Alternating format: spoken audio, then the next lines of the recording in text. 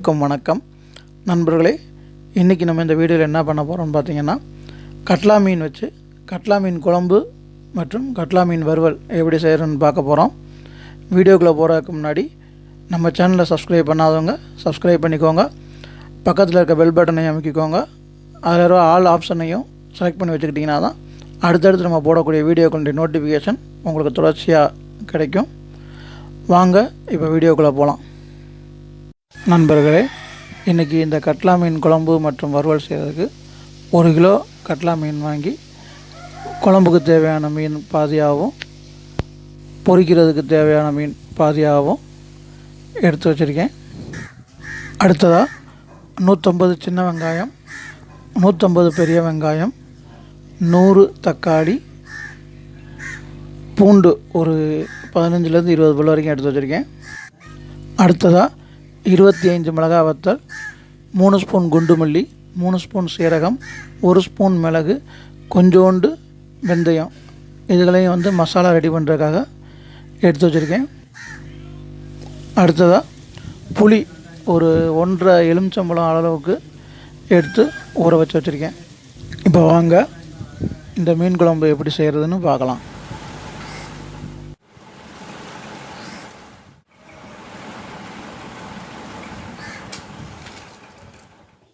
இப்போ முதல்ல அடுப்பு பற்ற வச்சுக்குவோம். அடுத்து ஒரு சட்டியை அடுப்பில் ஏற்றிக்குவோம். இன்றைக்கி நம்ம மண் சட்டியில் மீன் குழம்பு வைக்க போகிறோம். அடுத்து தேவையான அளவு எண்ணெய் ஊற்றிக்குவோம். எண்ணெய் காஞ்சதுக்கப்புறம் கடுகு வெந்தயம் போட்டு தாளிச்சிக்கலாம். இப்போது கடுகு வெந்தயம் நல்லா பொரிஞ்சு வருது. அடுத்து வெங்காயம் வெள்ளைப்பூடு போட்டு நல்லா வதக்கிக்கலாம்.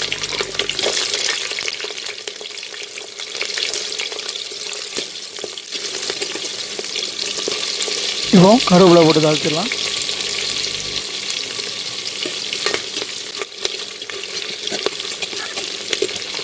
அடுத்து பச்சை மிளகா போட்டு தாளிச்சிடலாம்.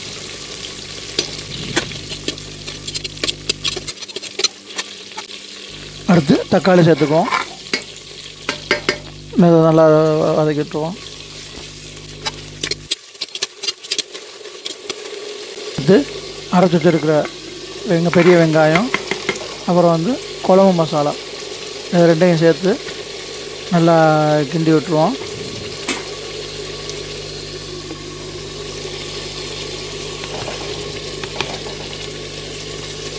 பச்சை வாடை போகிற வரைக்கும் நல்லா வேகட்டும்.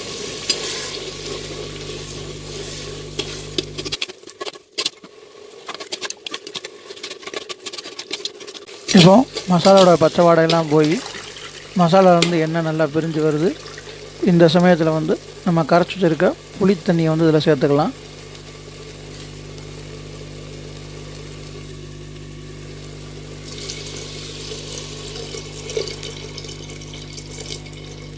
இந்த புளி தண்ணியை சேர்த்ததுக்கப்புறம் நல்லா ஒரு உப்பு தேவையான அளவுக்கு சேர்த்துக்குவோம்.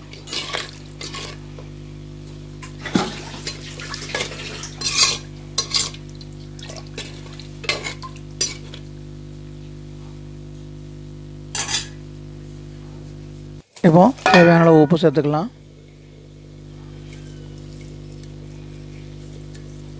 உப்பு சேர்த்ததுக்கப்புறம் இதை ஒரு தட்டை போட்டு மூடி ஒரு கொதி வர வரைக்கும் நல்லா கொதிக்க விடுவோம். கொதிச்சதுக்கப்புறம் மீனை சேர்த்து கொதிக்க விடலாம்.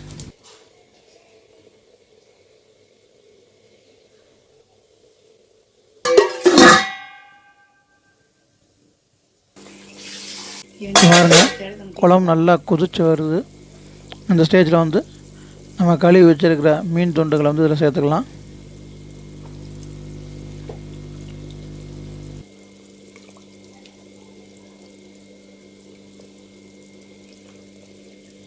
கொஞ்சம் விரிச்சு விடணும்.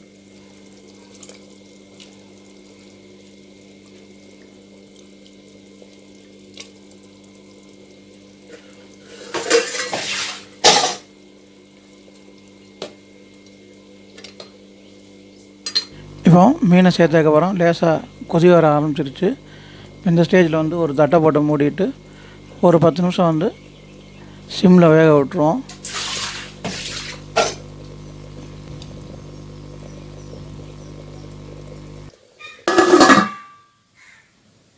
இப்போ தட்டு போட்டு மூடி ஒரு 10 நிமிஷத்துக்கு மேலே ஆச்சு. எடுத்து பார்ப்போம். குழம்பு சூப்பராக கொதிச்சிருச்சு. இப்போ நமக்கு காரசாரமான கட்லா மீன் குழம்பு ரெடி ஆயிடுச்சு. இப்போ வந்து அடுப்பு அமர்த்திக்கலாம்.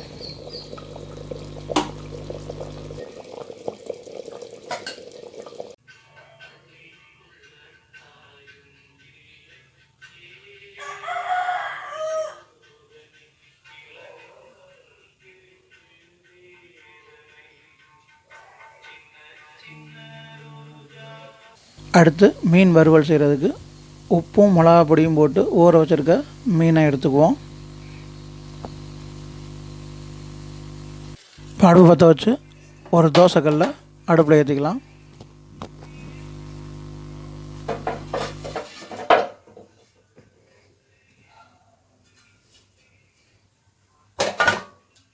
இப்போ தேவையான அளவு எண்ணெய் ஊற்றிக்கலாம். எண்ணெய் நல்லா காஞ்சதுக்கப்புறம் மீன் துண்டுகளை போட்டு பொரிச்சு எடுத்துக்குவோம். இப்போ எண்ணெய் நல்லா காஞ்சிருச்சு. இப்போ மீன் துண்டுகளை ஒன்று ஒன்றா போட்டு பொரிச்சு எடுக்கலாம்.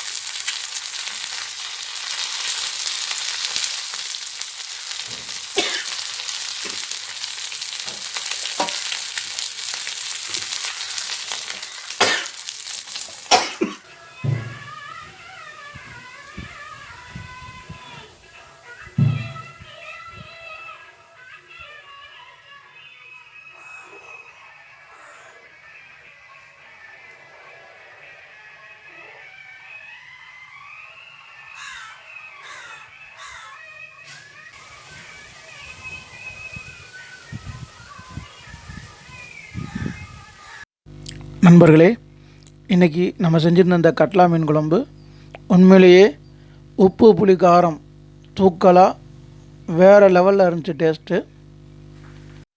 அதே மாதிரி மீன் வறுவலும் உப்பு சரியான அளவில், காரம் தூக்கலாக செம்ம டேஸ்ட்டாக இருந்துச்சு. உங்களுக்கு இந்த வீடியோ பிடிச்சிருக்கும் நம்புகிறேன். நீங்களும் உங்கள் வீட்டில் இந்த மாதிரி மீன் குழம்பு மீன் வறுவல் செஞ்சு பாருங்கள். செஞ்சு பார்த்துட்டு எப்படி இருக்குன்றதை கமெண்ட் பாக்ஸில் கமெண்ட் பண்ணுங்கள். இந்த வீடியோ உங்களுக்கு பிடிச்சிருந்தா லைக் பண்ணுங்கள், கமெண்ட் பண்ணுங்கள், ஷேர் பண்ணுங்கள்.